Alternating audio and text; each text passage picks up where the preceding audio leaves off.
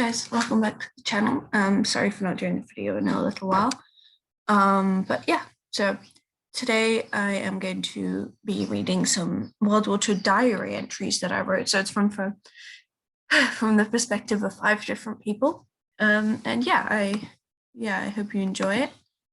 Okay, so the first diary entry is from the perspective of an evacuee.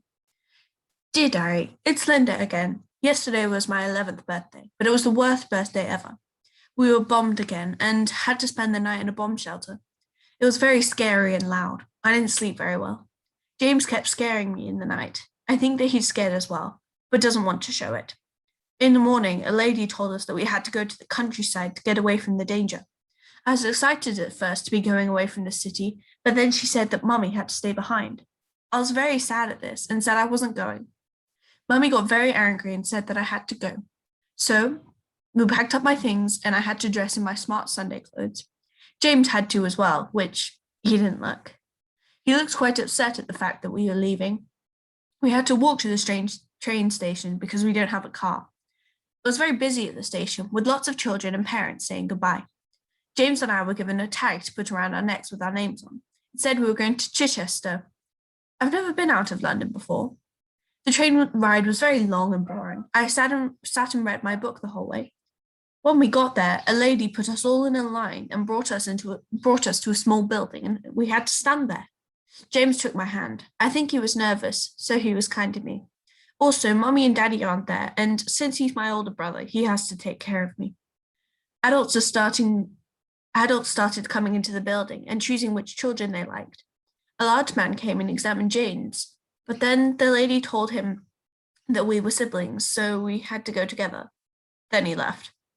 We were almost the last children left until a middle-aged lady came and asked if we were siblings. She told us that she and her husband had always wanted children, but they couldn't have any, so she took us home. The lady's name was Mary, but she said we could call her Auntie. We spent most of the day running around the garden and looking around the house. It's quite big. It's nighttime now, and I'm supposed to sleep. But I wanted to write this down. I miss Mummy a lot, but I'm excited to be here. I like Auntie and Uncle a lot. That's it. Bye, Linda. Diary entry 2. This is from the perspective of the host of the 2 children. Dear Diary, today we were asked to come to the village centre because some evacuated children were coming in from London that need to be taken in. I asked Robert about whether we should go. It's been a year since my miscarriage, and we both still really want our own children. But maybe until then, we could look after one of the evacuated children. Robert and I agreed, so we went into town at about 3 p.m. Most of the children had already been taken. 2 children caught my eye, a boy and a girl sitting on their suitcases hand in hand. I immediately thought they were the ones. So I asked if they were siblings and told them that I'd always wanted children. So I took them home. I told them they could call me Auntie. Their names were Linda, she's 11, and James, he's 13. They're very well-behaved children and spent lots of time outside in the garden exploring. Linda had told me they live in the centre of London, so they don't have a garden. Bless those children. They've had a hard time. I sent them to bed early after a long day of travelling with some hot stew in their bellies. I asked Robert what he thought of them. He said they were perfect, and then we cried together. It's hard to think they're not our own, but I think that we will love them like they are. The next diary entry is from the perspective of a civil defence worker, so this one's quite short. Dear Diary, I don't have much time to write again. I'm having my 10-minute break before going back to work. There was another bombing 6 hours ago. One hit the big church. Almost all of us were sent to put out the fire. The fire only stopped raging about 5 minutes ago, so now we're on a road to keep an eye on the building. Oh dear, the air raid siren's going off again now. Gotta go, Richard. Diary entry 4. A night in the bomb shelter.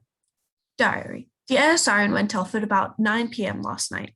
The children were very scared, but they did what they were told to, and we went to the shelter in the garden. Our shelter's quite small. We only have 2 beds for the 4 of us. So I share with one of the children, and then the other 2 children sleep together.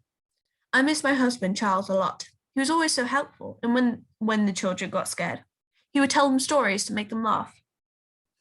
For dinner, we had canned food and water. Nothing special. It's just what we have in here that we know will last a while. All the children are asleep now. They fell asleep a few minutes after the all clear was sounded. George is being a very good older brother to the younger two. He's almost 18, but he feels responsible for Daniel and Jeanette. Jeanette is lucky to have two older brothers. They've made her tough and able to stand up for herself. Before she went to sleep beside me, she said, Mama, when I turn 15 next year, I want to become an ARP warden and save people's lives. It's almost morning now, so I should probably wake up the children so we can go and see whether our house was hit or not. But first I'll have to talk to the children about their papa. He's coming home. He was injured in a plane crash in the English Channel, so he's being sent home. He won't be able to walk for a little while, but he will be home. My Charles. Sincerely, Diane. Diary 25. From the perspective of Jane. Dear Diary, my name is Jane Pace. I'm 18 years old and I left boarding school 2 months ago. I spent last month in London with my aunt going to plays and shopping, not long after the war was announced. Then I came back to the country to live with a nice couple and their son, who is a year older than me, because my family moved to Africa. We got news of the bombing yesterday. It was in the newspaper and on the radio. It sounds like the goriest thing ever. The pictures were ghastly as well. Mrs. Williams even started crying. I was worried about my aunt in London until I got a phone call from her saying she was okay and she was coming to the countryside before there was a big evacuation rush. I think that's selfish of her, wanting to get out of the city before all the young children and families. I think this war is a terrible and silly thing. The house here is very nice. I spend a lot of my time out in the garden, drawing, painting, and reading. Occasionally, Anthony, Mr. and Mrs. Williams' son, will join me outside and we walk and talk together. He's good company and he tells me stories of how this house was a hospital in the Great War in 1915. It's very fascinating how different yet similar these two wars are. I should probably go now. There are some children coming from London who are coming to stay with us here.